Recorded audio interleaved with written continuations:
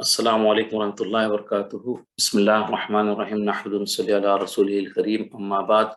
Rabbi इश्रह ली सदरी व यस्सिर ली अमरी वहलुल उक़दतम मिन लिसानी यफ़क़हू क़ौली। रब्बना यस्सिर व ला तुअस्सिर व तम्मिम बिल खैर। अल्लाहुम्मा फ़क़्हिनी फ़िद्दीन। ऐ अल्लाह हमें दीन की समझ बूझ अता फरमा।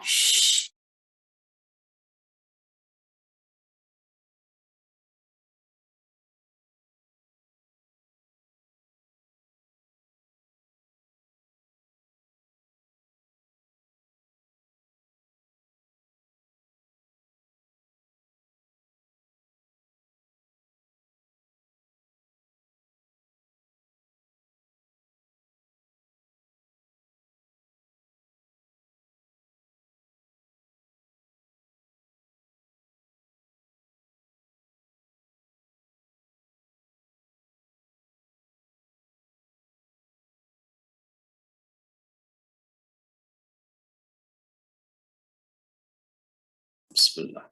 बिस्मिल्लाहिर्रहमानिर्रहीम। हमारी जसरी सहाबा की कुर्बानियाँ जो चल रही है उसमें अल्हम्दुलिल्लाह हमने अभी तक 4 सहाबा की पढ़ी। आज जो है हज़रत अम्र बिन तुफ़ैल दोसी रज़ियल्लाहु ताला अन्हु के बारे में पढ़ेंगे। यहाँ पे एक पॉइंट ये बता दूं मैं। अम्र जब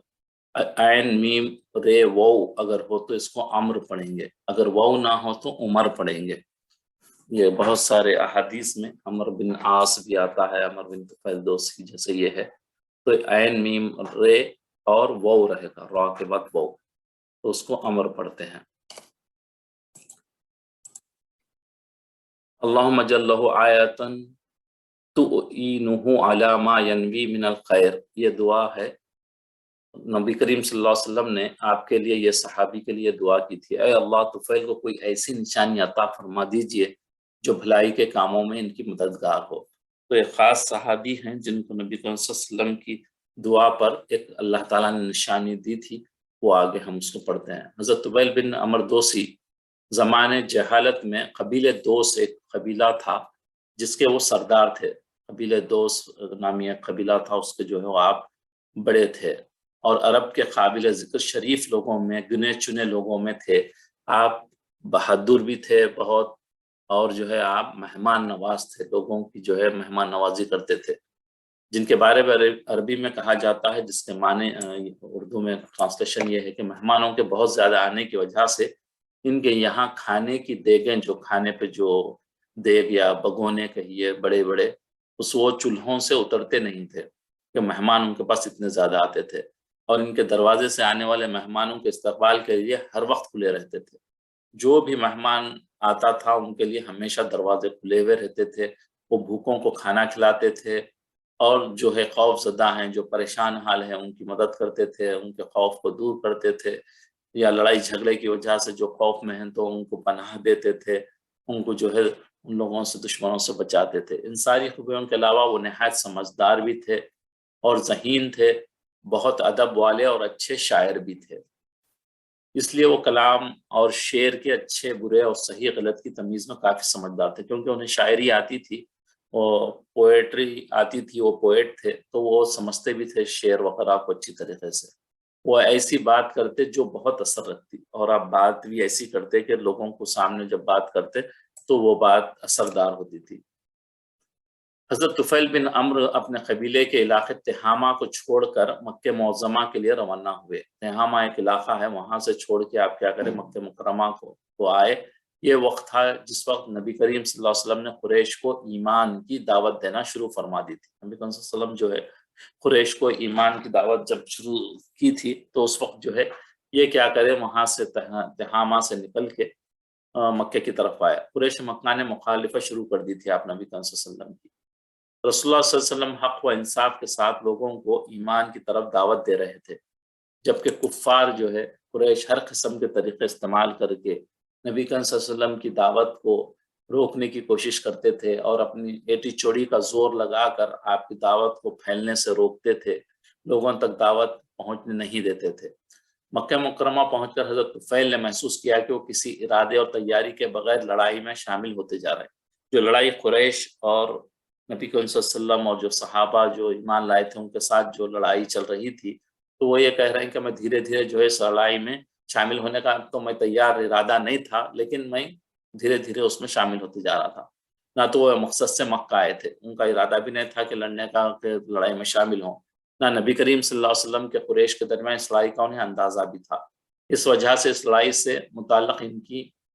نہ بھولنے والی اور عجیب و غریب داستان ہے، یہ اس میں جو ہے نا ایک عجیب واقعہ ہے ان کا، وہ ذکر کیا جا رہا ہے۔ حضرت طفیل بن عمر اس واقعے کو بیان کرتے ہوئے فرماتے ہیں، جب میں مکہ مکرمہ پہنچا تو مجھے دیکھتے ہی قریش کے سردار، جو بڑے بڑے سردار تھے، رئیس جو تھے، میری طرف آئے اور انہوں نے بڑی گرم جوشی سے مجھے استقبال کیا، کیونکہ یہ بھی ایک دوست کے بڑے سردار تھے، قبیلہ دوست کے، تو اس لیے انہوں نے آ کے جو ہے نا ان کو استقبال کیا، ان کو گرم جوشی سے بہت محبت کے ساتھ ان کو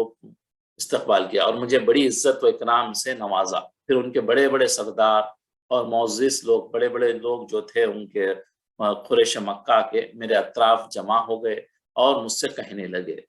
اس کا اردو میں ٹرانسلیشن یہ ہے کہ طفیل تم ہمارے شہر میں آئے ہو، اور یہ شخص جو اپنے آپ کو نبی، یعنی کہ نبی صلی اللہ علیہ وسلم کو نبی کہتا ہے، اس نے ہمارا سارا معاملہ خراب کر کے رکھ دیا ہے، اس نے ہمیں پھوٹ ڈال دی ہے اور ہمیں جو ہے گروپس میں ڈیوائیڈ کر دیا ہے، کیونکہ جب نبی صلی اللہ علیہ وسلم آئے تو کوئی بیٹے نے ایمان لایا تھا تو باپ کافر تھے، اور باپ کسی کے ایمان لائے تھے تو بیٹے کافر تھے، یا بیوی ایمان لا لی تو شوہر کافر تھا، شوہر ایمان لا لے تو بیوی کافر تھا۔ تو یہ جو ہے نا پوری خاندانوں میں اور اپنے رشتہ داروں میں پھوٹ پڑ گئی تھی، کچھ نبی صلی اللہ علیہ وسلم کے ساتھ تھے ایمان لا کے، اور کچھ جو ہے ایمان نہیں لاتے تھے۔ ہم لوگوں کو اس بات کا اندیشہ ہے کہ کہیں یہ مصیبت تم پر اور تمہاری قوم پر بھی نہ آئے، آپ کا جو قبیلہ دوست ہے، ہمارے پاس تو یہ پرابلم ہو گیا ہے، ہم میں لڑائی جھگڑے ہو گئے، ہم جو ہے نا کوئی ادھر کوئی ادھر ہو گیا، کہیں یہ نہ ہو کہ آپ کے قبیلے میں بھی یہ پرابلم نہ آ جائے، تو ہم آپ کو جو ہے نا ایک مخلصانہ ایک تجویز آپ کو دیتے ہیں کہ تمہارے حق میں یہی بہتر ہے کہ تم نہ تو اس شخص سے کوئی بات کرنا، نہ اس کی کوئی بات سننا، کیونکہ اس کی باتیں بڑی پراثر ہیں، وہ جب جو بھی بندہ سنتا اس کے دل میں اتر جاتی تھی نبی صلی اللہ علیہ وسلم کی بات، اس کی زبان میں بہت تاثیر ہے، یہ شخص اپنی باتوں کے ذریعے باپ بیٹے، بھائی بھائی اور شوہر بیوی میں جدائی کر دیتا ہے، یعنی جو ایمان لے آتا تھا، جو ایمان نہیں لایا وہ جو ہے ہٹ جاتا تھا، اور جو ہے دونوں میں لڑائی جھگڑے ہو جاتے تھے، ایک دوسرے سے جو ہے دشمنی پیدا ہو جاتی تھی۔ حضرت طفیل اپنے قصے کو آگے بڑھاتے ہوئے کہتے ہیں کہ اللہ کی قسم وہ لوگ مسلسل اس شخص کی عجیب و غریب باتیں مجھے سناتے رہے، اور اس کے قریش مکہ اور اس کے حیران کرنے والے کارناموں سے میری اپنی ذات اور میری قوم کے متعلق مجھ کو ڈراتے رہے کہ بھئی یہ ہو رہا ہے، جیسے پھوٹ پڑ جا رہی ہے، وہ ان کی بات میں جو ہے نا اثر کرنے والی ہے، بلکہ یہ جو ہے نا طفیل بن عمرو کو ڈرا رہے تھے کہ کہیں آپ جو ہے نا ان کی باتیں سن کے آپ تبدیل نہ ہو جائے، یہاں تک کہ میں نے اس بات کا پکا ارادہ کر لیا کہ میں نہ تو اس شخص سے ملوں گا، نہ ان سے بات کروں گا، اور نہ ہی ان کی کوئی بات سنوں گا، نہ بات کروں گا نہ بات سنوں گا، یہ ارادہ کر لیا طفیل بن عمرو۔ جب میں خانہ کعبہ کے طواف اور اس میں رکھے ہوئے ان بتوں سے برکت حاصل کرنے کے لیے، جیسے پتا ہے 360 بت مکے میں رکھے ہوئے تھے حرم کے اطراف میں، تو وہاں یہ جا کے اپنے بتوں سے جو ہے ان کی برکت حاصل کروں گا، بلکہ مسجد حرام میں گئے، جن کی ہم عزت و احترام کرتے تھے، جن بتوں کو یہ لوگ پوچھتے تھے، تو اس ڈر سے کہ کہیں محمد صلی اللہ علیہ وسلم کی کوئی بات میرے کانوں میں نہ پڑ جائے، میں نے اپنے کانوں میں روئی ٹھوس لی، یہ کیا کرے، کانوں میں اپنے روئی رکھ لیے، تاکہ جو ہے جو نبی صلی اللہ علیہ وسلم جو بات کہیں گے وہ مجھے سنائی نہ دے۔ جب میں مسجد میں داخل ہوا تو میں نے محمد صلی اللہ علیہ وسلم کو کعبے کے پاس کھڑے ہو کر نماز پڑھنے میں مشغول پایا۔ ان کے طریقہ عبادت، جو نماز پڑھنے کا جو طریقہ تھا ہمارے طریقہ عبادت سے، یعنی کہ یہ تو بتوں کو پوجا کرتے تھے، یہ بالکل ڈیفرنٹ تھا۔ وہ منظر مجھے اتنا اچھا لگا اور ان کی عبادت کے اس طریقے کو دیکھ کر میں خوشی سے جھوم اٹھا۔ آج بھی ہم کئی ویڈیوز سوشل میڈیا میں سرکولیٹ ہوتے ہیں، دیکھتے ہیں، بعض نان مسلمز جو ہے نماز کو دیکھ کر یا قرآن کو سن کر ایسے جھوم جاتے ہیں، خوشی سے جو ہے وہ بعض دفعہ رونے بھی لگتے ہیں۔ تو یہ ہر انسانوں کے دلوں کی بات ہے، جب دل میں نرمی ہوتی ہے تو یہ اثر کرتا ہے۔ تو یہاں ابھی جو ہے نا عمر بن عاص کو جب وہ دیکھے نماز پڑھتے ہیں نبی صلی اللہ علیہ وسلم کو، تو ان کو یہ طریقہ بہت پسند آیا اور وہ خوشی سے جھوم اٹھے۔ میں بغیر کسی ارادے کے آہستہ آہستہ ان سے قریب ہوتا چلا گیا، یہاں تک کہ ان سے بالکل قریب ہو گیا، اور اللہ کو یہی منظور تھا کہ ان کی زبان سے نکلنے والے کچھ الفاظ میرے کانوں تک پہنچے۔ نبی صلی اللہ علیہ وسلم کچھ کہہ رہے تھے، وہ کان تک میرے پہنچے، چنانچہ میں نے ان سے ایک بہترین کلام سنا اور اپنے دل میں کہا وہ بات سنی آپ نے نبی کریم صلی اللہ علیہ وسلم کی، اور پھر میں نے اپنے دل میں کہا طفیل تمہاری ماں تمہارے سوگ میں بیٹھے، یعنی یہ محاورہ ہے، پروب ہے عربک کا کہ تیری ماں جو ہے تجھ پر روئے، یعنی کہ ایک بڑے افسوس کی بات ہے جس سے مراد ہے کہ تم ایک سمجھدار اور عقلمند شاعر ہو، تم بات کی اچھائی اور برائی کو سمجھتے ہو، اور آخر اس شخص کی باتیں سننے میں کیا حرج ہے؟ ان کی باتیں سننے میں، تم تو اتنے اچھے عقلمند ہو، تم شاعر ہو، تم اچھے اور بری کی تمیز کو جانتے ہو، تم سمجھدار ہو، کیوں ایک بار نبی کریم صلی اللہ علیہ وسلم کی بات نہیں سن لیتے؟ اس میں ایک بار سننے میں کیا پرابلم ہے؟ بلکہ ان کے دل میں یہ بات آ رہی ہے، اگر اس کی باتیں اچھی ہوں گی تب پھر قبول کر لینا، اور اگر بری ہوں گی تو انہیں چھوڑ دینا۔ یہ سوچ کر میں وہیں رک گیا۔ جب رسول اللہ صلی اللہ علیہ وسلم نماز سے فارغ ہو کر اپنے گھر کی طرف لوٹے تو میں بھی ان کے پیچھے پیچھے ہو لیا، ان کے پیچھے پیچھے گیا، اور جب آپ صلی اللہ علیہ وسلم گھر میں داخل ہوئے تو میں بھی آپ کے پیچھے چلتے ہوئے اندر چلا گیا، اور آپ سے عرض کیا یا محمد، اے محمد صلی اللہ علیہ وسلم، آپ کی قوم کے لوگوں نے مجھ کو آپ سے دور رکھنے کے لیے آپ کے متعلق بہت سی قریش نے جو ہے نا بہت سی ایسی باتیں کہی ہیں، وہ مسلسل مجھ کو آپ کے دین اسلام سے ڈراتے رہے، حتیٰ کہ میں نے آپ کی باتیں نہ سننے کا پختہ ارادہ کر لیا، اور روئی سے اپنے کان بھی بند کر لیے تاکہ کہیں آپ کی کوئی بات میرے کانوں میں نہ پڑ جائے، لیکن یہ اللہ کی مرضی تھی کہ اس نے مجھے آپ کی باتیں سنائی اور مجھے بہت پسند آئی، آپ اپنا دین مجھے بتائیے۔ چنانچہ رسول اللہ صلی اللہ علیہ وسلم نے اپنی دعوت میرے سامنے پیش کی اور مجھے 2 صورتیں سنائی، ایک جو ہے سورہ اخلاص اور دوسری سورہ فلق پڑھ کر سنائی۔ اللہ کی قسم اس سے پہلے، حالانکہ شاعر تھے تو وہ کہہ رہے ہیں کہ اللہ کی قسم اس سے پہلے میں نے اس کلام سے بہتر کوئی کلام نہیں سنا، اتنی اچھا میں نے جو ہے نا اس سے پہلے یہ ایسا کلام نہیں سنا تھا، اور نہ اس سے بڑھ کر انصاف کی کوئی بات سنی، اور انصاف پر بھی منحصر تھی۔ میں نے اسی وقت اپنا ہاتھ آگے بڑھا دیا اور کلمہ شہادت پڑھ کر اسلام قبول کر لیا۔ پھر میں بہت دنوں تک مکے میں ٹھہرا رہا، اس عرصے میں اس نے اسلام کی بہت سی باتیں سیکھی میں نے، اور جتنا ممکن ہوا قرآن حفظ کیا۔ پھر جب میں نے اپنے قبیلے کی طرف لوٹنے، قبیلے دوست کی طرف لوٹنے کا ارادہ کیا تو رسول اللہ صلی اللہ علیہ وسلم سے عرض کیا، اے اللہ کے رسول، میں اپنی قوم کا سردار ہوں، اور وہ فکر رہتی، جو بڑا سردار ہوتا ہے تو اپنی قوم کی بھی فکر ہوتی ہے کہ مجھے یہ بینیفٹ ملا ہے۔ پہلے کے دور میں ایسے ہوا کرتے تھے، ابھی تو آج کل ایسے نہیں ہیں، لیکن پہلے دور میں کیا ہوتا تھا، جو لیڈر ہوتا تھا، جو سردار ہوتا تھا، اپنے کو کچھ فائدہ ہو گیا تو وہ چاہتا تھا کہ میری اپنی پوری قوم کو بھی یہ فائدہ ملے، تو وہ یہ فرما رہے ہیں کہ میں اپنی قوم کا سردار ہوں اور میرے قبیلے کے لوگ میری بات مانتے ہیں، اب میں واپس جا کر انہیں اسلام کی دعوت دینا چاہتا ہوں۔ اللہ تعالیٰ سے دعا کیجیے اور مجھے کوئی ایسی نشانی عطا فرما دے جو میری دعوت کے لیے مددگار ہو، دعوت میں میری مدد کرے، ایسی کوئی نشانی مل جائے۔ تو رسول اللہ صلی اللہ علیہ وسلم نے فرمایا اللہم جل لہ آیتن، جیسے ہم نے پہلے شروع میں پڑھا تھا یہی کہ نبی صلی اللہ علیہ وسلم نے دعا فرمائی کہ اے اللہ طفیل کو کوئی نشانی عطا فرما دے۔ اس کے بعد میں نے قبیلے کی طرف چل پڑا، یہاں تک کہ جب میں ان کی بستی کے قریب ایک اونچی جگہ پہنچا تو کیا دیکھتا ہوں کہ میری دونوں آنکھوں کے درمیان، یعنی کہ پیشانی جو اوپر ہوتا ہے پر، ایک چراغ جیسا ایک روشنی چمک رہی ہے۔ یہ دیکھ کر میں نے دعا کی، اے اللہ اس کو چہرے کے علاوہ کسی دوسری جگہ منتقل کر دے، یعنی یہاں پہ چہرے پہ ہے تو یہ اس کے بجائے کہیں اور جگہ دے دے، کہ اللہ سے دعا کرے۔ مجھے اندیشہ ہے کہ لوگ اس کو دیکھ کر سمجھیں گے کہ یہ کوئی سزا ہے جو مجھے اپنے آب و اجداد کا دین چھوڑنے کے جرم میں ملی۔ تو وہ بولے کہ کیونکہ عجیب عجیب طریقے کی باتیں ہوتی تھی پہلے دور میں، تو لوگ یہ نہ سمجھیں کہ مجھے جو ہے یہ ایک عذاب کی شکل میں مجھے سزا ملی ہے، کیونکہ میں نے اپنا آب و اجداد باپ دادا کا دین چھوڑ کر اسلام کو قبول کیا ہے، اس لیے اس کی وجہ سے، یہ جرم کی وجہ سے یہ سزا ملی ہے۔ تب وہ روشنی منتقل ہو کر میری لاٹھی، لکڑی کے کونے پہ آ گئی، وہ لاسٹ میں جہاں ہوتا ہے صراط۔ جب میں پہاڑ کی بلندی سے نیچے اتر رہا تھا تو میری لاٹھی کے سرے پر چمکتی ہوئی وہ روشنی لوگوں کو لٹکتے فانوس جیسے چراغ لٹک رہا ہے یا لائٹ لٹک رہی ہے ویسے نظر آ رہی تھی۔ پھر جب میں نیچے اتر کر میں اپنے قبیلے میں پہنچا تو میرے والد صاحب جو بہت ضعیف تھے، ان کے والد میرے پاس آئے۔ میں نے ان سے کہا ابا مجھ سے دور رہیے، اب آپ سے میرا کوئی تعلق نہیں رہا، نہ میں آپ کا ہوں نہ آپ میرے ہیں۔ ان کے والد نے کہا بیٹے یہ تم کیا کہہ رہے ہو؟ میں نے جواب دیا میں مسلمان ہو چکا ہوں اور میں محمد صلی اللہ علیہ وسلم کے دین کو قبول کر لیا ہوں۔ انہوں نے فرمایا بیٹے تم نے جو دین اختیار کیا ہے میں بھی اس کو اپنانا چاہتا ہوں۔ جس کے دل میں یعنی کہ نرمی ہوتی ہے، دل میں جو ہے حق رہتا ہے، تو وہ جلدی جو ہے نا حق کو تسلیم کر لیتے ہیں۔ تو ان کے والد بھی جو ہے نا فوری جو ہے اپنے بیٹے کے دین کو نبی کریم صلی اللہ علیہ وسلم جو لے کے آئے تھے، جو قبول کیا تھا بیٹے نے، وہی دین کو آپ نے بھی قبول کر لیا۔ اچھا تو پھر آپ جا کر غسل کر لیجئے اور پاک کپڑے پہن لیجئے تاکہ میں آپ کو دین سکھا دوں جس کو میں نے اختیار کیا ہے۔ پھر وہ اٹھے، جا کر غسل کیا اور اپنے کپڑے پاک کر کے میرے پاس آئے۔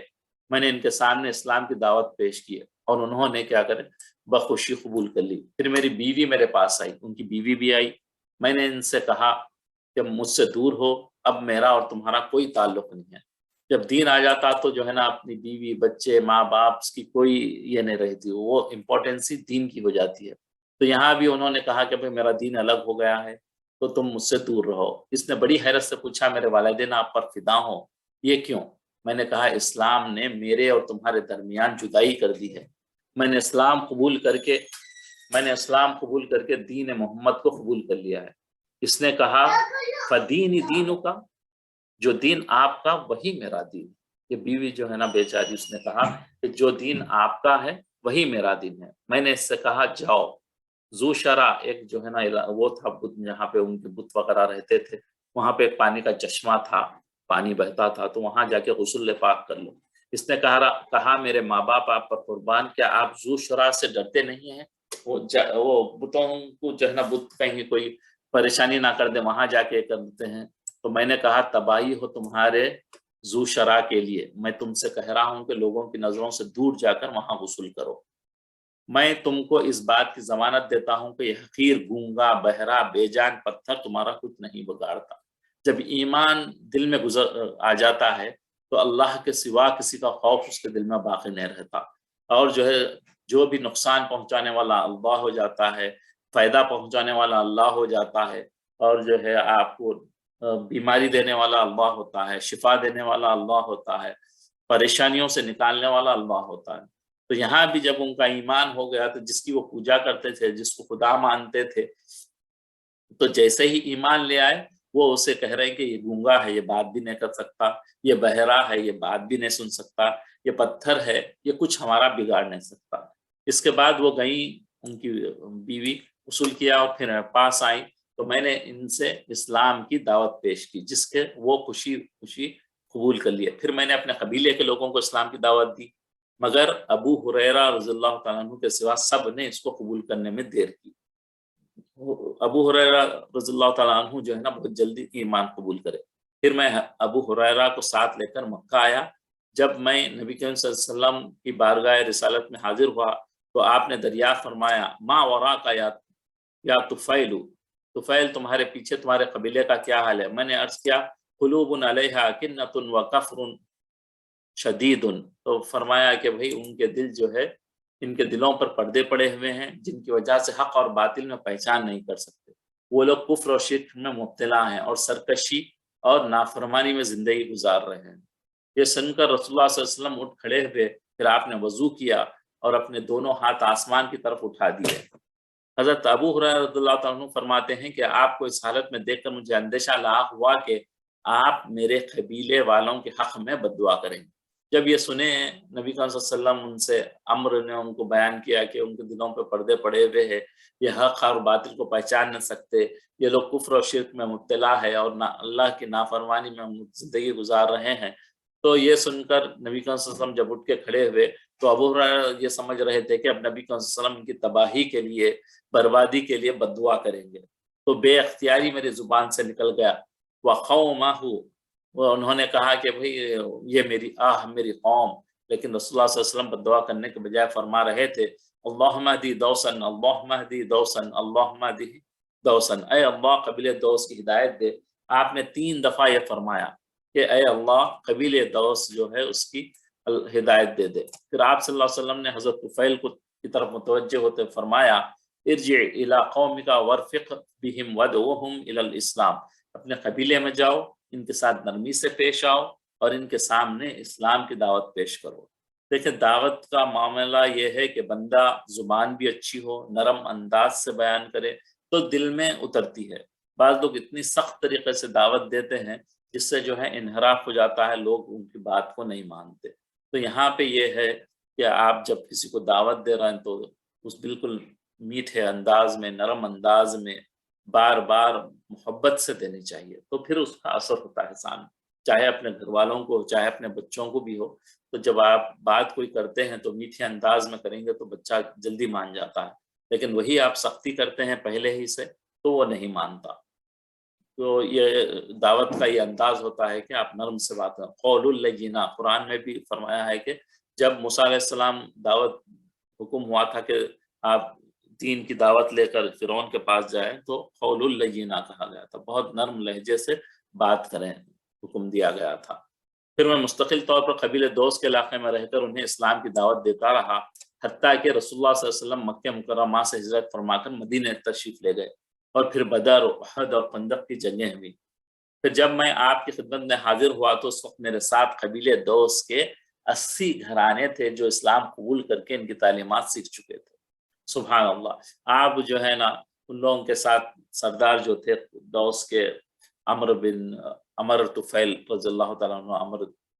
تو وہ آپ جو ہے برابر دعوت دیتے رہے اور اپنے ساتھ 80 لوگوں کو ایمان میں داخل کرے، اور جو ہے رسول اللہ صلی اللہ علیہ وسلم ہم لوگوں سے مل کر نہ صرف یہ کہ بہت خوش ہوئے، بلکہ خیبر کے مال غنیمت سے دوسرے مسلمانوں کے ساتھ ہم لوگوں کو بھی حصہ دیے۔ یہ جو ہے نا غنیمت کا مال یہ ہوتا ہے جو لڑائی میں شامل ہوتے ہیں، غنیمت وہاں سے جو مال ملتا ہے اس کو مال غنیمت کہتے ہیں۔ اسلام میں جو ہے وہ مال جو لڑائی میں شامل ہوئے، جو سپورٹ کرے، ان لوگوں کو جو ہے وہ مال بانٹتے تھے ان کے درمیان۔ لیکن یہ لوگ نہیں آئے تھے، لیکن نبی صلی اللہ علیہ وسلم پھر بھی ان کو شامل نہیں تھے یہ لوگ جنگ میں، لیکن ان کو بھی جو ہے اس میں سے حصہ عطا فرمایا۔ اے اللہ کے رسول، آپ ہم لوگوں کو ہر غزوے میں اپنے لشکر کے دائیں رائٹ سائڈ پہ رکھیں، مقرر فرمائیں، اور ہماری علامت نشانی مبرور مقرر فرما دیجیے۔ حضرت طفیل رضی اللہ تعالیٰ عنہ اپنی داستان کے آخری حصے کو بیان کرتے ہوئے کہتے ہیں کہ اس کے بعد میں برابر رسول کریم صلی اللہ علیہ وسلم کے ساتھ ساتھ رہا، یہاں تک کہ اللہ تعالیٰ نے آپ کو مکے کی فتح آخری جو تھی وہ عنایت فرمائی۔ فتح مکہ کے بعد میں نے بارگاہ نبوت میں عرض کیا، اے اللہ کے رسول، آپ مجھے عمر بن حمامہ کے بت ذوالکفین کو جلانے کے لیے بھیج دیں۔ تو ایک بت تھا جس کا نام جو ہے ذوالکفین تھا، رسول اللہ علیہ وسلم نے مجھے اس کی اجازت دے دی۔ میں اپنے قبیلے کے ایک دستے لے کر روانہ ہوا، جب اس کے پاس پہنچ کر اسے جلانا چاہا تو بہت سے مرد اور عورتیں، بچے میرے گرد اطراف جمع ہو گئے۔ وہ اس بات کے منتظر تھے کہ اگر ہم نے ذوالکفین کو کوئی نقصان، وہ بتوں کو نقصان پہنچایا تو آسمان سے بجلی گر کر ہمیں ہلاک کر دے گی۔ لوگ یہ سمجھ رہے تھے، اطراف جمع ہو گئے، اور وہ یہ سمجھ رہے تھے کہ یہ اس کو کوئی کرنے کی، توڑنے کی کوشش کریں گے تو جو ہے نا ایک کوئی بجلی آسمان سے آئے گی، وہ جلا دے گی۔ لیکن ہم اس کے پجاریوں کے سامنے ہی اس کی طرف بڑھے اور یہ کہتے ہوئے اس کے سینے میں آگ لگا دی۔ یہاں عربی اشعار کہتے ہوئے کہے، اس کا ترجمہ یہ کہ اے ذوالکفین، میں تیرے پجاریوں میں سے نہیں ہوں، ہماری پیدائش تیری پیدائش سے بہت پہلے ہوئی ہے، آج میں نے تیرے دل میں آگ بھر دی ہے۔ اس بت کے آگ میں راکھ ہو جانے کے ساتھ ہی قبیلے دوست میں شرک کے باقی اثرات بھی جل کر ختم ہو گئے۔ جو شرک کرتے تھے، جو بتوں کو پوجتے تھے، دوست والے بھی، قبیلے دوست والے، جب یہ جلا دیے تو ان کا شرک وغیرہ پورا ویسے ہی جل گیا جیسے کہ وہ بت جل گیا تھا۔ اس کے جل جانے سے شرک کی جڑ بھی کٹ گئی اور پورا قبیلہ آپ کا دوست پورا ایمان لے آیا۔ حضرت طفیل بن عمر اس کے بعد ہمیشہ رسول اللہ صلی اللہ علیہ وسلم کے ساتھ رہے، یہاں تک کہ آپ کا انتقال، نبی صلی اللہ علیہ وسلم کا انتقال ہو گیا۔ اور جب آپ کے ساتھی حضرت ابوبکر صدیق خلیفہ ہوئے تو حضرت طفیل بن عمر نے اپنے آپ کو، اپنی تلوار کو، اپنے لڑکے کو خلیفے کی اطاعت کے لیے وقف کر دیا۔ اپنے آپ کو بھی جو ہے خلیفہ بنا دیے تھے نبی صلی اللہ علیہ وسلم ابوبکر صدیق کو، تو اب جو ہے خود بھی اور اپنے بیٹے کو بھی جو ہے نا ان کی اطاعت کے لیے جو ہے اطاعت کے لیے وقف کر دیے تھے۔ جب مرتدین نبوت کے جھوٹے دعوے کرنے والوں کے ساتھ جنگوں کا سلسلہ ہوا، جیسے مسلمہ کذاب کے ساتھ جنگ ہوئی تھی، جو وہ تھا جو اپنے آپ کو جو ہے نبی مانتا تھا، تو ان کے ساتھ جب لڑائی شروع ہوئی، ان لوگوں کے ساتھ لڑنے کا ہوا تو مسلمہ کذاب سے جنگ کے لیے جانے والی فوج کے پہلے دستے میں شامل ہو گئے تھے۔ یمامہ جاتے ہوئے راستے میں قیام کے دوران انہوں نے خواب دیکھا۔ انہوں نے اپنے ساتھیوں سے کہا، انی رأیت رؤیا فابر وحالی، میں نے ایک خواب دیکھا ہے، تم اس کی تعبیر بیان کر دو۔ ساتھیوں نے خواب کی تفصیل دریافت کی تو انہوں نے کہا، میں نے دیکھا کہ میرا سر مونڈ دیا گیا ہے، مجھے جو ہے وہ چکنی بنا دی گئی ہے، میرے منہ سے ایک پرندہ نکلا، ایک عورت مجھے اپنے پیٹ میں چھپا لیا ہے، اور یہ کہ میرا بیٹا امر بھی بڑی تیزی سے میرے پیچھے پیچھے آ رہا ہے، لیکن میرے اس کے درمیان ایک رکاوٹ کھڑی کر دی گئی، وہ میرے ساتھ اس میں داخل ہونے سے رہ گیا۔ یہ ان کا خواب تھا۔ تو انہوں نے کہا کہ ساتھیوں نے کہا آپ کا ایک خواب بہت اچھا ہے۔ حضرت طفیل نے کہا میں نے اپنے طور پر اس خواب کی یہ تعبیر کی ہے کہ سر مونڈنے جانے کا مطلب یہ ہے کہ میرا سر کاٹا جائے گا، یعنی کہ جہاد میں، لڑائی میں جو ہے میرا سر کاٹا جائے گا، اور پرندہ جو میرے منہ کے راستے نکل کر اڑ گیا اس سے مراد میری روح ہے، اور عورت جس نے مجھے اپنے پیٹ میں چھپا لیا اس سے مراد میری خبر ہے، جس میں مجھے دفن کیا جائے گا، امید ہے کہ مجھے شہادت نصیب ہوگی، اور میرے بیٹے کے میرا پیچھا کرنے کا مطلب یہ ہے کہ وہ بھی شہادت کی خواہش میں میرے ساتھ دے گا، وہ بھی جو ہے شہید ہوگا، مگر وہ اسے کچھ دنوں کے بعد حاصل ہوگی۔ یمامہ کی جنگ میں حضرت طفیل بن عمرو نے زبردست بہادری دکھائی،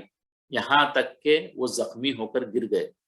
اور زخموں کی تاب نہ لا کر شہادت کی نعمت حاصل کر لی، مگر ان کے صاحبزادے عمر بن طفیل برابر جنگ میں مصروف رہے، یہاں تک کہ شدید زخمی ہو گئے اور ان کا دایاں ہاتھ کٹ کر گر گیا، ان کے بیٹے کا جو ہے رائٹ ہینڈ کٹ گیا، اور اپنے والد اور اپنے کٹے ہوئے ہاتھ کو یمامہ کی سرزمین پر چھوڑ کر مدینہ منورہ آ گئے، اپنا ہاتھ بھی چھوڑ دیا اور والد کی لاش کو بھی چھوڑ کے مدینہ منورہ آ گئے۔ حضرت عمر بن خطاب رضی اللہ عنہ کے دور خلافت میں ایک مرتبہ حضرت طفیل رضی اللہ عنہ کے صاحبزادے ان کی خدمت میں تشریف لائے، اسی وقت حضرت عمر کے لیے کھانا لایا گیا، مجلس میں کچھ اور لوگ بھی ان کے پاس بیٹھے ہوئے تھے، انہوں نے سب کو کھانے کے لیے بلایا، یہ جو ہے نا عمر رضی اللہ تعالیٰ عنہ کھانے کے لیے بیٹھ رہے تھے، مجلس تھی، بہت سارے لوگ تھے وہاں پہ، جو ہے ان کے بیٹے بھی تھے طفیل بن عمرو کے، تو ان کو بھی بلایا گیا کہ بھئی کھانے کے لیے آ جائیں، سب نے کھانے کے لیے بلایا، مگر طفیل کے صاحبزادے حضرت عمرو بن طفیل کھانے میں شریک نہیں ہوئے، وہ ایک طرف ہٹ گئے تھے۔ حضرت عمر نے ان سے پوچھا کیا بات ہے، تم کھانے میں شریک کیوں نہیں ہوتے؟ شاید تم اپنے کٹے ہوئے ہاتھ سے شرمندہ ہو کر کھانے میں شریک ہونے سے رک رہے ہو۔ ان کا ہاتھ نہیں تھا، ہاتھ نہیں ہونے کی وجہ سے تم جو ہے نا شرمندہ ہو کر کیا ہمارے ساتھ کھانے کے لیے شریک نہیں ہو رہے؟ انہوں نے کہا اجل یا امیر المومنین، جی ہاں امیر المومنین۔ یہ سن کر حضرت عمر رضی اللہ عنہ نے فرمایا اللہ کی قسم جب تک تم اپنا کٹا ہوا ہاتھ اس کھانے میں نہیں ڈالو گے میں اس کو نہیں چکھوں گا، اللہ کی قسم یہ مجلس یہ سب لوگ جو بیٹھے ہیں تمہارے سوا کسی کو یہ مرتبہ حاصل نہیں ہوا ہے جس کا کوئی عضو وہ مرنے سے پہلے جنت میں چلے گیا ہو۔ ان کا جو ہاتھ جو کٹا تھا جہاد میں، تو وہ ہاتھ اللہ تعالیٰ اسے جنت میں داخل کر دیا تھا۔ تم ایسے اونلی شخص ہو، ایسے ایک صحابی ہیں آپ خاص، آپ کے جنت میں جانے سے پہلے آپ کا ہاتھ جنت میں چلے گا۔ عمر بن عمرو بن طفیل رضی اللہ تعالیٰ عنہ جب سے اپنے والد محترم سے جدا ہوئے تھے برابر اس خواب کی عملی تعبیر کی تلاش میں لگے ہوئے تھے، جو ان کے والد نے جو خواب بیان کیا تھا اس کی جو ہے پریکٹیکلی کیسا ہوگا اسی میں لگے ہوئے تھے وہ، یہاں تک کہ جب جنگ یرموک کا موقع آیا تو اس میں بڑے شوق سے شریک ہوئے اور جو ہے اب بڑی بہادری سے لڑتے رہے، یہاں تک کہ اللہ تعالیٰ نے انہیں شہادت عطا فرما دی جس کی تمنا ان کے والد کے دل میں ہوئی تھی۔ اللہ تعالیٰ طفیل بن عمرو دوسی رضی اللہ تعالیٰ پر رحم فرمائے، وہ خود بھی شہید ہوئے، ساتھ ہی ایک شہید کے باپ ہونے کا بھی شرف حاصل ہوا۔ اس میں جو ہے نا کیا نصیحت ہم کو ملتی ہے، کیا فوائد ہیں اس قصے کے سننے میں؟ حضرت طفیل بن عمرو کے حالات زندگی سے ہمیں یہ سبق ملتا ہے کہ انسان کو بغیر تحقیق کے کسی کی باتوں پہ آ کر دوسروں کے بارے میں بدگمان نہیں ہونا چاہیے۔ جیسے وہ قریش نبی کریم صلی اللہ علیہ وسلم کے بارے میں کہہ رہے تھے کہ یہ جو ہے نا رشتہ داروں میں لڑائی پیدا کر دیتا ہے، یہ جو ہے نا اس کی جادو کی باتیں ہیں وہ آپ کو چینج کر دیتا ہے، ایک دوسرے سے دور کر دیتا ہے، تو یہ باتوں میں لوگوں کی آ کے آپ اپنی جو ہے نا اپنی تحقیق کو نہیں چھوڑنا چاہیے اور بدگمانی نہیں کرنا چاہیے، بلکہ اپنے طور پر اس کی اپنی خود تحقیق کر کے اس بات کو یقین کرنی چاہیے۔ حضرت طفیل بن عمرو کو کفار قریش نے حضور اکرم صلی اللہ علیہ وسلم شخصیت اور دعوت سے کس قدر بدگمان کیا تھا، جبکہ حقیقت حال اس کے برخلاف تھی، لہذا جب بھی کسی ایک طرف ایک معلوم ہو تو اس کے مطابق کوئی فیصلہ نہ فرمائے جب تک کہ دوسرے کی بات سن لیں۔ اس واقعے سے دوسرا سبق یہ ملتا ہے کہ انسان اگر کسی اچھے مقام اور مرتبے کو حاصل کیے ہوئے ہوں تو یہ سب اللہ تعالیٰ کی دین ہے، اسے اپنی حیثیت اللہ تعالیٰ کے دین کے لیے استعمال کرنا ہے۔ اللہ تعالیٰ جو بھی آپ کو کوالٹیز دیا ہے تو وہ اپنی کوالٹیز کو اچھے کاموں کے لیے استعمال کرے، دین کے لیے کام کرے۔ حضرت طفیل بن عمرو نے اپنی سرداری کو اپنے قبیلے والوں کو اللہ کے دین کی طرف لانے میں استعمال کیا، حالانکہ وہ بڑے سردار تھے، رئیس تھے، تو اپن دین لا لے کے خاموش بیٹھ سکتے تھے، لیکن انہوں نے کیا کرے، اس کے لیے اپن لانے کے بعد اپنے رشتہ داروں کو، اپنے دوست احباب کو اور اپنے سارے قبیلے والوں کو دین کی دعوت دیتے رہے، تاکہ سب جو ہے جنت میں جانے والے بن جائے۔ اللہم زینا بزینت الایمان وجعلنا ہداۃ مہتدین، اے اللہ تو ہمیں ایمان کی زینت سے آراستہ کر دے اور راہ بتانے والا اور خود راہ پر چلنے والا بنا دے۔ اب جو ہے نبی کریم صلی اللہ علیہ وسلم کے اسوہ مبارک سے کچھ پڑھتے ہیں انشاءاللہ۔ ایک جو ہے نا، سب سے پہلی بات یہ ہے کہ دنیا اور آخرت میں عافیت کی دعا کرنی چاہیے۔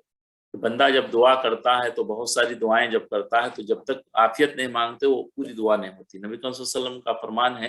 کیا مفہوم مبارکہ ہے، ایک صحابی دعا کر رہے تھے بہت دیر تک، لیکن نبی کریم صلی اللہ علیہ وسلم سنتے رہے، جب وہ عافیت مانگے تو بولے کہ یہ اب دعا ان کی مکمل ہو گئی۔ تو ہم کو جو ہے نا ہر ہمیشہ اپنی دعاؤں میں آخرت، دنیا اور آخرت کی عافیت کو ماننا چاہیے۔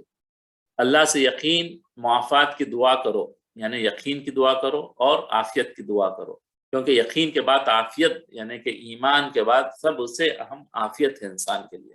اس سے بہتر کوئی چیز نہیں جو کسی کو عطا ہو، اس میں آپ نے دنیا و آخرت کی عافیت جمع فرما دی ہے۔ دنیا کی، آخرت کی عافیت کیا ہے، آپ کو وہاں کی سزائیں، وہاں کی، اس سے اللہ محفوظ فرما دے۔ اور عافیت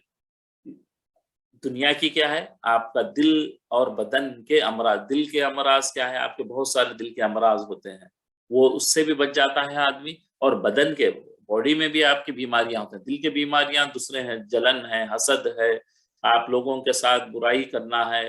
یا گندے خیالات آنا ہے، یہ سب دلوں کی بیماری ہے۔ اور بدن کی بیماری، آپ کے باڈی میں کوئی پرابلم ہے، تو یہ سب عافیت اگر مانگتے ہیں تو اللہ تعالیٰ آپ کو اس سے محفوظ فرماتے ہیں۔ ایک حدیث مبارکہ کا ٹرانسلیشن یہ ہے کہ میں نے حضرت عباس بن عبد المطلب رضی اللہ تعالیٰ عنہ، نبی کریم صلی اللہ علیہ وسلم کے چچا نے عرض کیا کہ میں نے عرض کیا، یا رسول اللہ صلی اللہ علیہ وسلم مجھے ایسی چیز بتائیے جو میں اللہ تعالیٰ سے مانگوں۔ آپ صلی اللہ علیہ وسلم نے فرمایا تم اللہ سے عافیت مانگو۔ میں کچھ دن ٹھہرا رہا، پھر دوبارہ آپ صلی اللہ علیہ وسلم کی خدمت میں گیا اور میں نے کہا یا رسول اللہ مجھے ایسی چیز بتا دیجئے جو میں اللہ تعالیٰ سے مانگوں۔ آپ صلی اللہ علیہ وسلم نے فرمایا، مجھ سے کہا اے عباس، اے رسول اللہ کے چچا، اللہ سے دنیا و آخرت میں عافیت مانگا کرو۔ یعنی کہ کتنی اہم چیز ہے کہ عافیت، ہم لوگ جو ہے مس کر جاتے ہیں اپنی دعاؤں میں، لیکن ہمیشہ جو ہے اللہ تعالیٰ آخرت کی ہو، دنیا کی عافیت مانگنی چاہیے۔ انس بن مالک رضی اللہ عنہ کہتے ہیں کہ رسول اللہ صلی اللہ علیہ وسلم نے فرمایا، اذان اور اقامت کے درمیان مانگی جانے والی دعا لوٹائی نہیں جاتی، یعنی قبول ہو جاتی ہے، لازم قبول ہوتی ہے۔ لوگوں نے پوچھا اس دوران ہم کون سی دعا مانگے؟ اللہ کے رسول آپ نے فرمایا دنیا اور آخرت دونوں میں عافیت مانگو۔ یہاں بھی اس حدیث میں عافیت کو ہائی لائٹ کیا گیا ہے۔ اور جو ہے صحت اور عافیت، بدن کی سلامتی کے لیے یہ دعا ہم روز پڑھنی چاہیے، کم سے کم ایک آدھ دفعہ صبح اور شام میں۔ اللہم عافینی فی بدنی، اللہم عافینی فی سمعی، اللہم عافینی فی بصری، لا الہ الا انت۔ اے اللہ تو مجھے جسمانی صحت میں عافیت عطا فرما، اے اللہ تو میرے قوت سماعت، یعنی کہ سننے کی جو ہے میری سننا جو ہے اس میں قوت عطا فرما، عافیت عطا فرما۔ اے اللہ تو میری قوت آنکھوں کی بینائی کو تیز فرما، اس میں عافیت عطا فرما۔ لا الہ الا انت، تیرے سوا کوئی معبود نہیں۔ اللہم انی اعوذ بک من الکفر والفقر، اور میں پناہ مانگتا ہوں کفر سے اور فقر سے، تنگ دستی سے۔ کتنی پیاری دعا ہے، اللہم انی اعوذ بک من عذاب القبر لا الہ الا انت۔ اے اللہ میں تیری پناہ مانگتا ہوں قبر کے عذاب سے، تیرے سوا کوئی معبود نہیں۔ تو یہ دعا کا ہم اہتمام کرنا چاہیے، روزانہ صبح و شام 1 منٹ میں پڑھی جاتی ہے، یہ دعا کو پڑھنی چاہیے اپنی دعاؤں۔ ایک حدیث شریف ہے، بلغوا عنی ولو آیا، ایک بھی آپ کو بات دین کی پتہ ہو تو وہ دوسروں تک پہنچاؤ، یہ نبی صلی اللہ علیہ وسلم کا فرمان ہے۔ یعنی کہ دعوت و تبلیغ کے بارے میں یہ جو ہے نا بہترین ایک حدیث شریف ہے، جس میں نبی صلی اللہ علیہ وسلم نے فرمایا کہ اپنے اس بندے کو سرشاب، اور دوسری حدیث میں ایک فرمایا کہ اللہ تعالیٰ اپنے اس بندے کو سرسبز و شاداب رکھے، ہرا بھرا رکھے، پھیلتا پھیلتا رکھے، جو میری بات سنے پھر اسے یاد کر لے اور محفوظ کر لے اور دوسروں تک اسے پہنچائے۔ تو یہ جو ہے نا نبی کریم صلی اللہ علیہ وسلم اس کو کیا فرما رہے ہیں، اللہ دعا فرما رہے ہیں کہ جو میری بات کو پہنچائے گا، یاد کرے گا، محفوظ کرے گا، ان سب کو اللہ تعالیٰ جو ہے سرسبز و شاداب رکھے۔ ایک حدیث شریف ہے جس کو جو ہے حضرت سلمان رضی اللہ تعالیٰ عنہ فرماتے ہیں کہ میں نے حضور اقدس صلی اللہ علیہ وسلم سے پوچھا کہ وہ 40 حدیثیں کیا ہیں جن کے بارے میں یہ فرمایا گیا کہ جو ان کو یاد کر لے جنت میں داخل ہوگا۔ حضور اقدس صلی اللہ علیہ وسلم نے فرمایا وہ یہ ہے، کیا ہے؟ تو اللہ پر ایمان لائے اور آخرت کے دن پر اور فرشتوں پر اور آسمانی کتابوں پر اور انبیاء پر، یہ جو ہے 5 ہو گئے، اور پھر اس کے بعد مرنے کے بعد اور تقدیر پر کہ بھلا اور برا جو کچھ ہوتا ہے سب اللہ کی طرف سے ہوتا ہے، اور گواہی دے اس پر کہ اللہ کے سوا کوئی معبود نہیں، عبادت کے لائق نہیں، پوجنے کے لائق نہیں، صرف اللہ ایک اکیلا ہے جس کی عبادت کی جائے، اور محمد صلی اللہ علیہ وسلم اللہ کے سچے رسول ہیں، اور آپ کے بعد کوئی رسول آنے والے نہیں ہیں قیامت تک، آپ خاتم النبیین ہیں، آپ سب سے آخری نبی ہیں، آپ کے بعد کوئی نبی آنے والا نہیں، اور ہر نماز کے وقت کامل وضو کر کے نماز کو قائم کرے۔ کامل وضو وہ کہلاتا ہے جس میں آداب اور مستحبات کی رعایت رکھی گئی ہو، اور ہر نماز کے لیے نیا وضو مستحب ہے، اور نماز کے قائم کرنے سے مراد یہ ہے کہ اس کے تمام ظاہری یعنی کہ کیا کہنا چاہیے آپ کے باڈی کے سارے چیزیں جو ہے نا اس میں بھی ادب ہو، آپ کی پڑھنے میں بھی ادب ہو، یہ سب اس کا اہتمام ہو۔ اس میں ہم نماز کے کلاسز میں اس کو ڈیٹیل میں پڑھ چکے ہیں آلریڈی۔ زکوٰۃ ادا کرے، اگر مال ہو تو حج کرے، 12 رکعت سنت موقدہ ادا کرے، صبح سے پہلے 2 رکعت، جیسے پتہ ہے آپ کو ظہر سے پہلے 4، پھر ظہر کے فرض کے بعد 2، پھر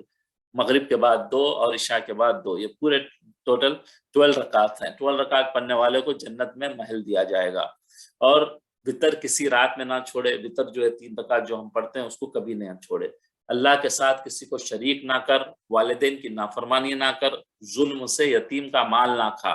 شراب نہ پی، زنا نہ کر، جھوٹی قسم نہ کھا، جھوٹی گواہی نہ دے، خواہشات نفسانی پر عمل نہ کرے،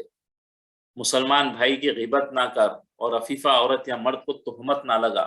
کسی پہ جو ہے نا تہمت لگانا کوئی گناہ کی وہ بھی نہ کر، اپنے مسلمان بھائی سے کینہ نہ رکھ، دل میں جو ہے کسی کی جلن حسد کینہ نہ رکھ، لہو و لعاب میں مشغول نہ ہو، لعب میں یعنی کھیل کود تماشے جو آج کل جو ہوتے ہیں اس میں اپنے آپ کو مشغول نہ کر، تماشائیوں کے جو تماشائیاں ہوئے تماشائیوں میں شریک نہ ہو، جو دیکھنے کرنے والے ہوتے ہیں اس میں بھی شریک نہ ہو، اور خود کھیلے نہ یعنی لہو لعب میں گانے بجانے جیسے ہوتے ہیں اس میں نہ شامل ہو، نہ خود کرے اور نہ اس میں شریک ہو، کسی پستاخط کو عیب کی نیت سے ٹھگنا مت کہے، کسی کو بھی جو ہے نا عیب سے نہ کہے، کسی کا مذاق مت اڑا، نہ مسلمان کے درمیان چغل خوری کر، اللہ جل شانہ کی نعمتوں پر اس کا شکر ادا کر، شکر بھی ادا کرنا بڑی نعمت ہے انسان کے لیے، بلا اور مصیبت اگر بلا آ جائے، مصیبت آ جائے، پریشانی آ جائے تو پھر اس پر صبر کرے، کوئی چیز نعمت مل گئی اس پہ اللہ کا شکر ادا کرے کہ الحمدللہ اللہ نے مجھے عطا فرمایا،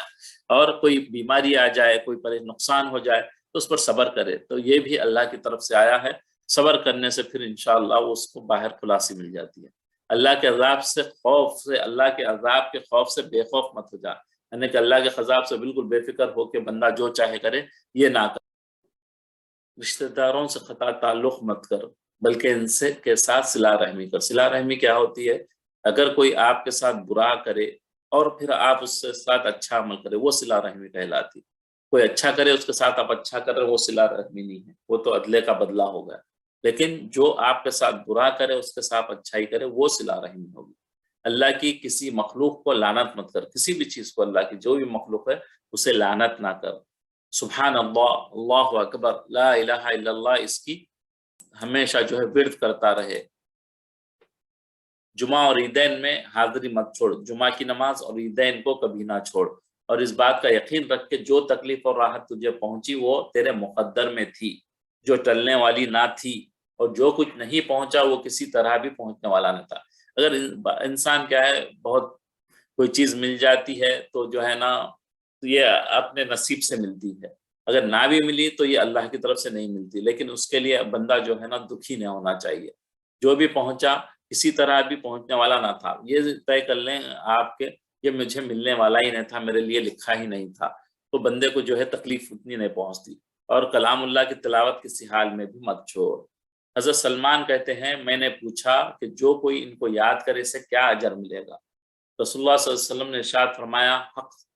تعالیٰ سبحانہ اس کا حشر انبیاء علیہ السلام علماء اکرام کے ساتھ فرمائیں گے۔ اللہ تعالیٰ حشر انبیاء علیہ السلام کے ساتھ فرمائیں گے جو اس کو یاد کرے گا۔ نبی کریم صلی اللہ علیہ وسلم کے اخلاق کے جو ہے نا سید حسان بن ثابت رضی اللہ تعالیٰ عنہ نبی کریم صلی اللہ علیہ وسلم کے جو ہے ایک صحابی ہیں جنہوں جو شاعر تھے، بہت عمدہ شاعری کرتے تھے۔ جب آپ کے خلاف کوئی وہ جو ہے نبی کریم صلی اللہ علیہ وسلم کے جو مشرکین تھے، کفار مکہ تھے، وہ جو ہے مختلف قسم کے شعر لکھتے تھے آپ کی گستاخی میں، تو وہ حسان بن ثابت رضی اللہ تعالیٰ عنہ جو ہے آپ کے فیور میں جو ہے کلام لکھتے تھے، آپ شاعری کرتے تھے۔ تو یہاں اسی کا وَحَسَنَ مِنْكَ لَمْ تَرَا قَطُّ عَيْنِي وَأَجْمَلَ مِنْكَ لَمْ تَلِدِ النِّسَاءُ خُلِقْتَ مُبَرَّأُ مِنْ كُلِّ عَيْبٍ كَأَنَّكَ قَدْ خُلِقْتَ كَمَا تَشَاءُ۔ میری آنکھوں نے کبھی آپ سے زیادہ کوئی حسین نہیں دیکھا۔ نبی صلی اللہ علیہ وسلم کی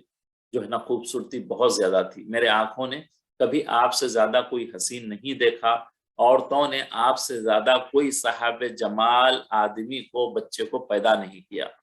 آپ کو ہر عیب سے پاک پیدا کیا گیا ہے، جیسے آپ ایسے پاک پیدا کیا گیا ہے جیسے کہ آپ اپنی مرضی کے مطابق پیدا ہوئے ہیں، ایسے اللہ تعالیٰ نے آپ کو پیدا کیا تھا۔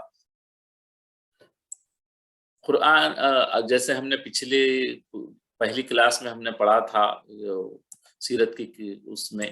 کہ کلاس میں کہ نبی اللہ تعالیٰ نے آپ کا تعارف قرآن میں آپ کی جو ہے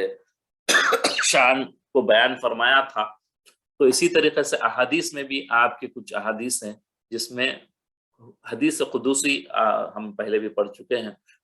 حدیث قدسی اس کو کہتے ہیں کہ یہ الفاظ اللہ تعالیٰ کے ہوتے ہیں، لیکن زبان مبارک جو ہے نبی کریم صلی اللہ علیہ وسلم کی ہوتی ہے۔ یہ قرآن نہیں ہوتا، لیکن قرآن کے بعد سب سے اونچی حدیث قدسی ہوتی ہے۔ صحیح بخاری میں حضرت عطا رضی اللہ عنہ سے روایت ہے کہ نبی کریم صلی اللہ علیہ وسلم کے اکثر اخلاق کریمہ کے لیے جامع ہے۔ یہ بالکل جو ہے نا یہ حدیث میں نبی کریم صلی اللہ علیہ وسلم سارے اخلاق کو بیان کیا گیا ہے۔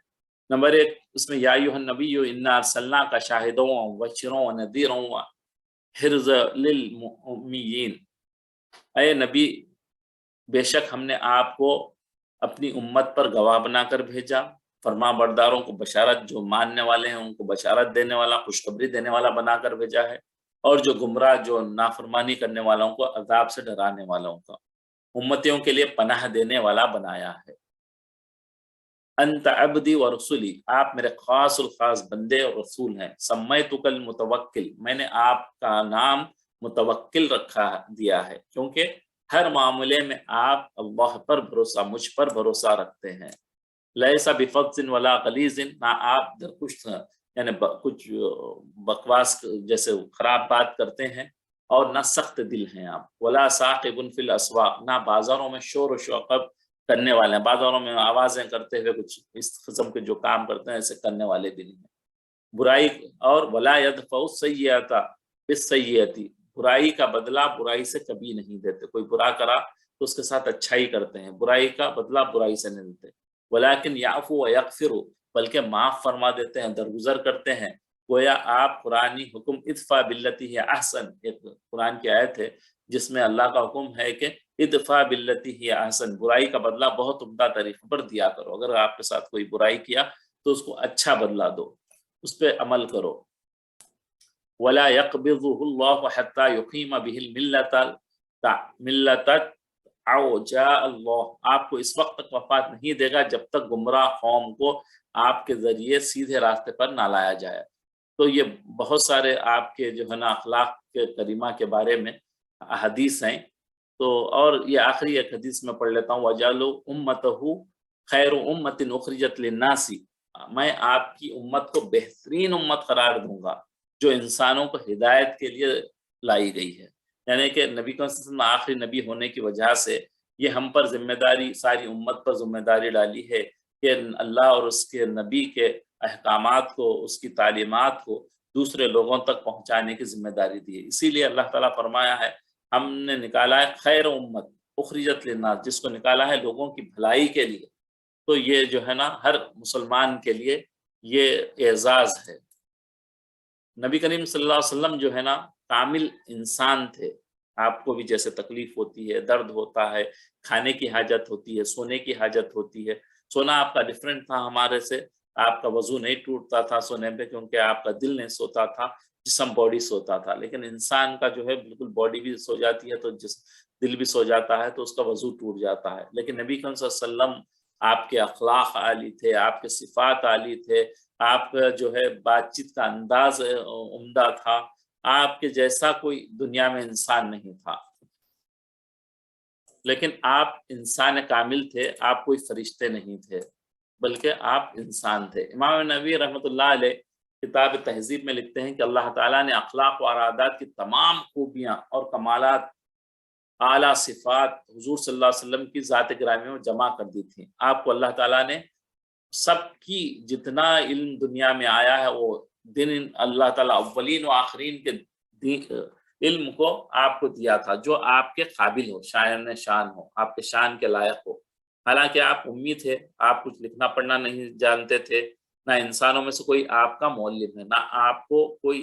جیسے ہر انسان کا کیا ہوتا ہے، ایک استاد ہوتا ہے، ایک ٹیچر ہوتا ہے، اس سے سیکھتا ہے، لیکن نبی کریم صلی اللہ علیہ وسلم کا ٹیچر کوئی نہیں تھا دنیا میں انسان، بلکہ اللہ تعالیٰ نے آپ کو علم دیا تھا۔ اس کے باوجود آپ صلی اللہ علیہ وسلم کو ایسے علوم عطا فرمائے گئے، ایسا علم دیا گیا کہ اللہ تعالیٰ نے تمام کائنات میں کسی اور کو نہیں دیے۔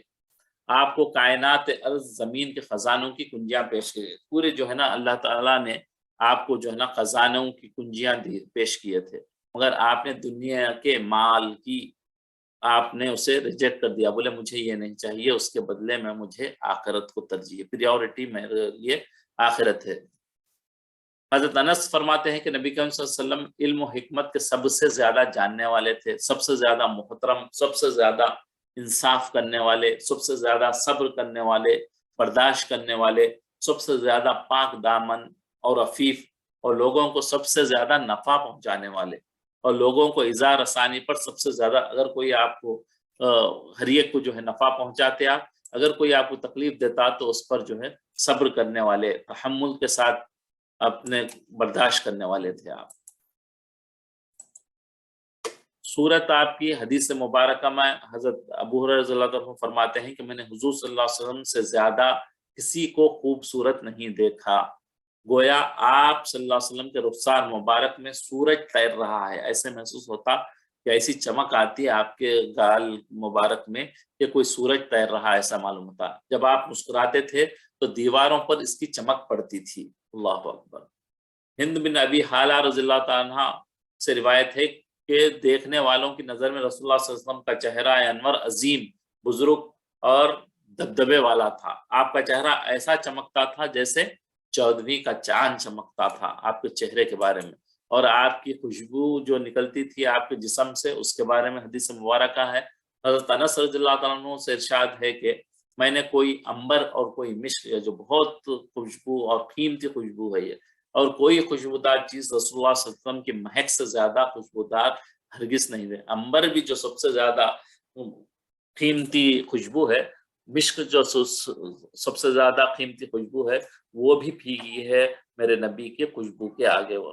آپ جب کسی سے مصافحہ فرماتے، ہاتھ ملاتے، تو تمام دن اس شخص کو مصافحے کی خوشبو آتی رہتی، اور جب کبھی کسی بچے کے سر پر ہاتھ رکھ دیتے تو وہ خوشبو کے سبب دوسرے لڑکوں میں پہچانا جاتا۔ کسی پہ آپ ہاتھ رکھ دیتے تو علانیہ معلوم ہوتا تھا کہ نبی صلی اللہ علیہ وسلم نے ان پہ ہاتھ رکھا ہے۔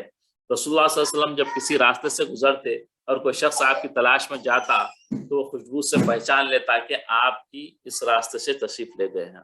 یعنی اتنی خوشبو ہوتی تھی، جس راستے سے نبی صلی اللہ علیہ وسلم گزر جاتے تو راستے میں خوشبو پھیل جاتی تھی۔ یہ خوشبو بغیر خوشبو لگائے ہوئے خود آپ کے بدن مبارک میں تھی۔ ایسا نہیں ہے کہ آپ نبی صلی اللہ علیہ وسلم کو خوشبو لگاتے تھے، بلکہ آپ کی یہ خوشبو اللہ تعالیٰ آپ کے جسم میں رکھی تھی، جس سے جو ہے نا پوری خوشبو پھیل جاتی تھی۔ اور آپ کا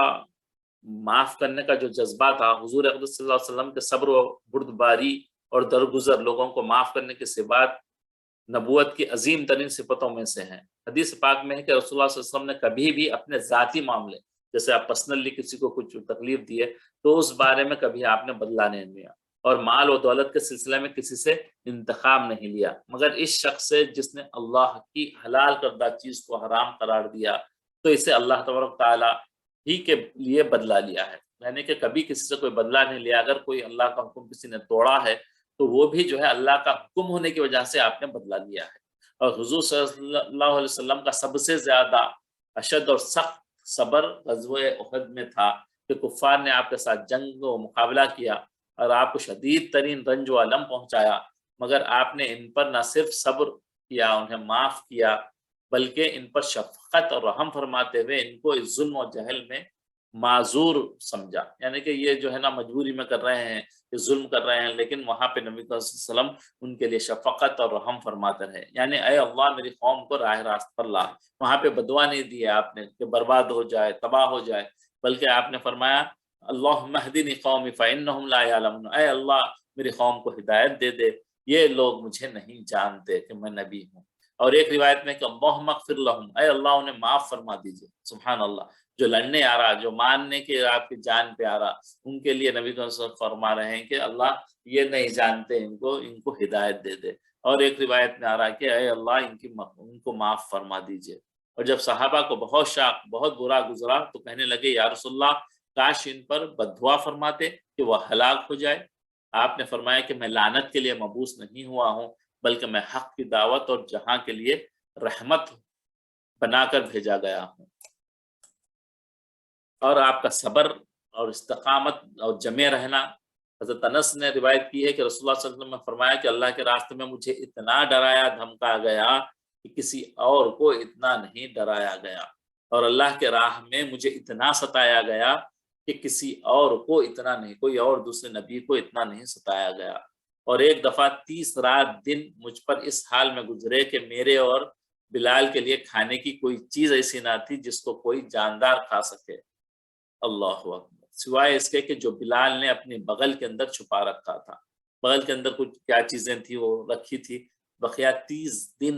30 رات تک آپ کے پاس کھانے کے لیے کوئی آئٹم نہیں تھا، تو اتنا آپ کو ستایا گیا تھا۔ اللہم صلی علی سیدنا محمد۔ تو ہم اپنی کلاس کو یہاں ختم کرتے ہیں انشاءاللہ۔ سبحانک اللہم بحمدک نشہد لا الہ الا انت استغفرک و اتوب الیک۔ اے اللہ تو اپنی تعریف کے ساتھ پاک ہے، میں گواہی دیتا ہوں، ہم گواہی دیتے ہیں کہ تیرے علاوہ کوئی سچا معبود نہیں، ہم تجھ سے بخشش طلب کرتے ہیں اور تیری طرف توبہ کرتے ہیں۔ آمین یا رب العالمین۔